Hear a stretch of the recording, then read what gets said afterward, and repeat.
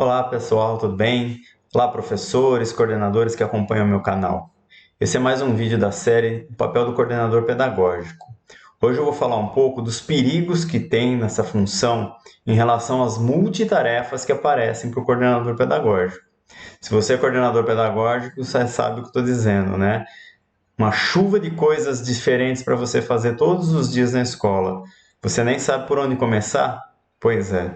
Então, eu vou tentar aqui explanar um pouquinho algumas ideias para te ajudar a saber por onde começar e por o que não deve ser feito, né, por você, né, na medida do possível. E você precisa se organizar para deixar de fazer coisas que não são da sua função e fazer apenas coisas que são da sua função, o que já é muita coisa para falar a verdade, tá bom? Antes de começar, eu queria deixar um recado para vocês. Tanto no primeiro vídeo quanto esse que é o segundo vídeo, eu deixei já aqui na descrição do canal todos os títulos dos próximos vídeos. São 6 vídeos nessa série, eu criei uma playlist para ela.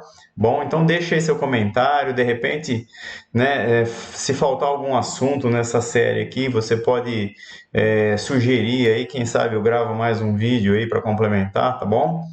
E outra coisa que eu queria esclarecer também, que eu acabei não falando no primeiro vídeo, é o seguinte: eu estou falando aqui do coordenador pedagógico de modo geral, né? Porque eu entendo que existe sim algumas peculiaridades, algumas diferenças no coordenador pedagógico que atua, por exemplo, só na educação infantil, o coordenador que atua no Fundamental 1 e o coordenador que atua no Fundamental 2 e médio. Existem sim peculiaridades, principalmente do Fundamental 2 e do ensino médio, né? A educação infantil também tem as suas peculiaridades, mas assim.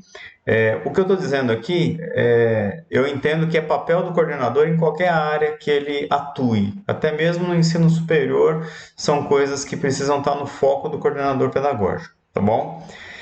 Então, assim, quais são, né, as coisas, né? De repente você está lá na escola, aí quando você, né, menos percebe, quando você vai se dar conta, você está lá, por exemplo, diariamente recebendo alunos na entrada do portão, esperando todo mundo entrar, fechando o portão. Na hora da saída, você vai lá abrir o portão, espera todo mundo ir embora para fechar o portão. Ou seja, você está fazendo o papel de porteiro, né? Nada contra os porteiros, né? Nem tem porteiro na escola, na verdade, né? Quem faz essa função geralmente é o inspetor de aluno ou algum outro funcionário da escola que tenha uma função equivalente. Então, assim, isso é só para a gente começar um pensamento, né? Por que o coordenador pedagógico está fazendo isso? Não faz muito sentido, né? Então, você também, de repente, está lá na secretaria atendendo os pais, né? Ou o público de modo geral que aparece ali, né? A secretária ou alguém que trabalha na secretaria, de repente fica meio assim em dúvida de responder alguma coisa, chama você, ou aparece um pai mais nervosinho ali, de repente, né? Chama você para ir lá também, viu? Eu não estou dizendo para você negar, né, a solidariedade aí, o coleguismo, ir lá e contornar uma situação delicada, não, né, se você tiver essa habilidade. O que eu estou dizendo é que isso não pode ser uma rotina, né? Não estou dizendo que você também nunca deve ficar no portão. Eu, enquanto coordenador, gostava muito, por exemplo, né, de dar uma circulada pelo intervalo, conversava um pouquinho com algumas crianças, observava um pouco, sempre ia na sala dos professores um pouquinho na hora do intervalo, não para dar recado, pelo amor de Deus, não me vai na hora do intervalo na sala de professor dar recado, gente, não faz isso. É o único momento que o professor tem para descansar. Lembra que eu falei no primeiro vídeo? Você não pode tirar o pé da sala de aula. Quando você era professor, você gostava que você está lá tomando seu cafezinho, falando sei lá, da novela, de alguma outra coisa, distraindo um pouco, e aí chega o cara lá com uma lista na mão de recados para vocês, cobrança, pelo amor de Deus, não é momento. Então, eu acho que, assim, são questões importantes. E essas multitarefas vão aparecendo, né, só para não perder o foco aqui, essas multitarefas elas vão aparecendo com muita frequência. Se você é uma pessoa, porque o coordenador pedagógico, se ele bobear, ele vira um coringa dentro da escola, porque isso é um pouco já arraigado na ideia das pessoas, né? Então, inspetor, pessoal da secretaria, os professores, muitas vezes eles veem no coordenador esse cara que é o cara que tapa buraco em tudo quanto é lugar. Então a gente tem que tomar muito cuidado para que isso não vire rotina, né? Você pode eventualmente fazer algumas coisas, porém você precisa ter o cuidado para que isso daí não comece a tirar o seu foco do que você tem que fazer. E o pior, né? Pior, muitas vezes o coordenador não percebe que o que ele está fazendo não é função dele, então ele está lá resolvendo problema de indisciplina o tempo todo, ele está lá abrindo e fechando portão, ele está vigiando o recreio o tempo todo. Veja, passear no recreio, dar uma olhadinha de vez em quando é uma coisa que eu falei que eu fazia. Agora, ir lá e sistematicamente atuar como se você fosse um inspetor de aluno, isso não é a sua função, né? Então, se essas coisas começam a virar sistemáticas, você começa a sentar no computador lá da secretaria e mexer lá no cadastro de alunos, fazer matrícula, gente, parou, né? Não é função do coordenador, porque se você fizer essas coisas, consequentemente você está deixando de fazer o que é a sua atribuição, que é, lembra que eu falei? Estudar, organizar as reuniões pedagógicas, organizar o seu projeto de formação, fazer as visitas na sala de aula, observações, né, na sala de aula e fazer depois as intervenções com os professores. Isso é sua função, basicamente. E isso já vai tomar o seu tempo todo e ainda não vai dar, se bobear, né? Então, como é que você vai agregar outras coisas, né, nessa função?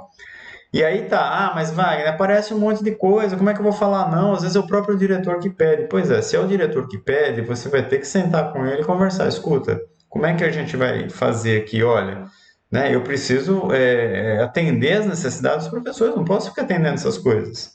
Então, eu acho que são questões importantíssimas, porque você pode não perceber, e o pior de tudo, né, o perigo disso, né, o perigo dessas multitarefas, é você começar a pegar gosto por isso, né?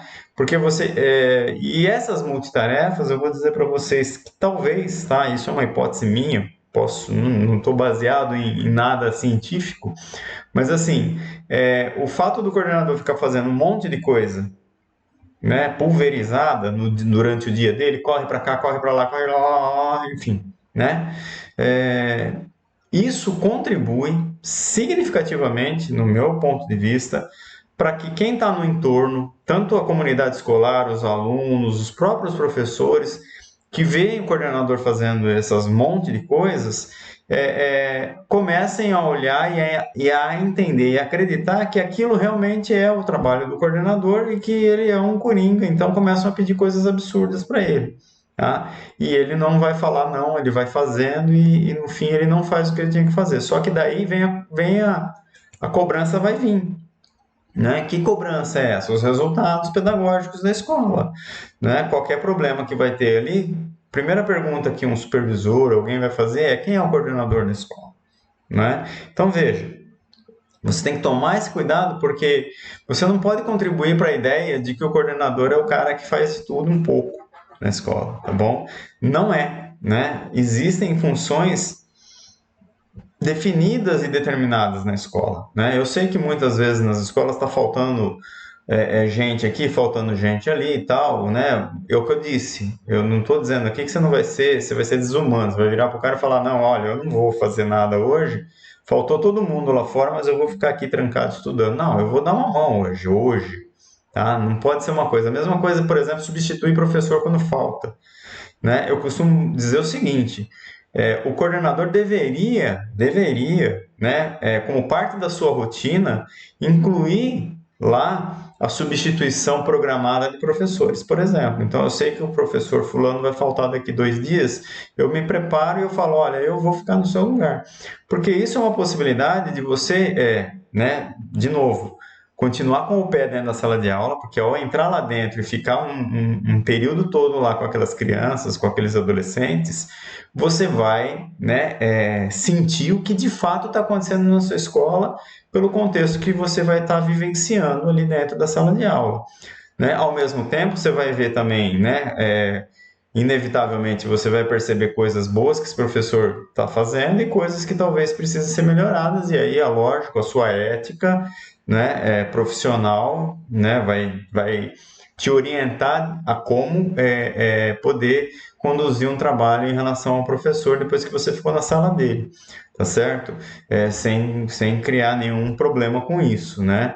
Então, isso pode ser. Agora, de repente, você começa a virar um professor substituto, o coordenador. Faltou de manhã, eu vou lá e entro na sala. Faltou à tarde, eu vou lá e entro na sala. Amanhã faltou de novo, viu? Quando é que você vai ser coordenador? E outra, se você trabalha numa rede pública, né, você tem que pensar o seguinte: a falta do professor, né, numa primeira instância, é gerenciamento da escola. Tá? Então, se tem aí geralmente as faltas abonadas ou uma licença médica, alguma coisa, né? O diretor é que tem que organizar isso, porque é administrativo. Não, olha, vocês dois não podem faltar no mesmo dia, não dá para, né? Essa negociação não é com você. E aí quem é que vai vir substituir também é problema dele, não é seu. Tá certo? Você é coordenador pedagógico, você não tem que ficar procurando gente para substituir sala de aula, não é essa a sua função.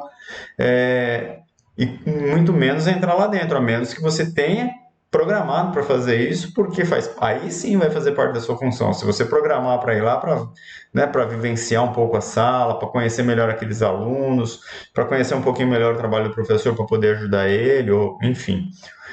Aí sim, mas não viver isso todos os dias, tá bom? Senão você vira um professor substituto, um tapa-buraco, né? E qual é o, né? Voltando lá na minha hipótese que eu falei, né? Tudo esse conjunto de ações que o coordenador faz, que não são função deles, contribuem para que ele não seja valorizado perante a sociedade, ele seja um cara invisível praticamente, muitas vezes aos olhos de todos.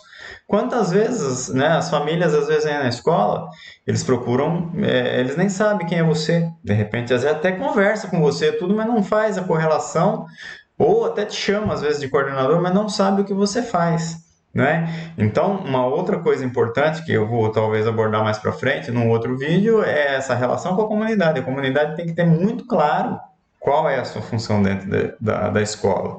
E ela só vai ter isso claro se você dizer. E se o seu diretor também dizer e os professores endossarem o que você está dizendo. Tá bom? Mas isso é assunto para um outro vídeo. Então veja, cuidado com as multitarefas. Não fique no limbo. Multitarefas é ficar no limbo. É o que a gente chama, né? É triste falar isso, mas é o que a gente chama de zona de conforto. Você começa a gostar porque você está fazendo outras coisas que não são a sua função, então você parou de fazer a sua função e está fazendo outras. Então, aí alguém te cobra da sua função, você fala, ah, não, mas não dá para fazer isso agora porque eu estou fazendo outra coisa. Só que veja, então você acaba ficando numa zona de conforto, mas a cobrança vem, porque os professores vão querer né, a sua atuação, e eles vão falar, viu, esse cara aí não faz o papel dele, ele faz outra coisa, tá certo?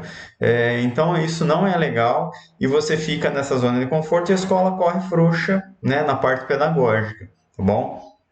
Então esse é o grande perigo. O grande perigo de você se colocar nessa zona aí, que é uma zona, eu digo zona de conforto, porque ela é uma zona no limbo, tá? Você está no limbo, você não está nem fazendo uma coisa, nem outra coisa, né? No fim das contas, você não está fazendo nada, tá certo? Aí vão lembrar de você quando você sair da escola e falar, nossa, aquele coordenador, bom, né? Ele trocava o corinho da torneira, ele arrumava o ventilador, né? Enfim, estou exagerando, mas nem tanto, né? Porque se você bobear, você começa a fazer até essas coisas, né? Varrer o pátio, lavar banheiro, viu? Nada contra quem faz isso, mas a sua função não é essa, não é essa. Então veja, não se distancie da sua função. Ser colaborativo com outras coisas na escola, principalmente em dias de exceção, que acontece lá alguma coisa, né? Alguma calamidade, tudo, né? Isso faz parte do profissionalismo, faz parte do lado humano. Mas isso não pode, de maneira nenhuma, virar rotina. E para que isso não vire rotina, você tem que ter a sua rotina pedagógica, tá bom? Que também é assunto para outro vídeo, mas assim, você faz uma rotina do que você vai fazer, né, das observações de sala, dos momentos de estudo, da conversa com o diretor, enfim. E aí você fecha a sua semana de uma maneira onde você não perde o foco. Tá bom? Então, um abraço, até o próximo vídeo. Espero que vocês estejam gostando. Deixe aí seus comentários e vamos curtindo, dando dislike, compartilhe o vídeo se você gostou, tá bom? Um abraço e até o próximo.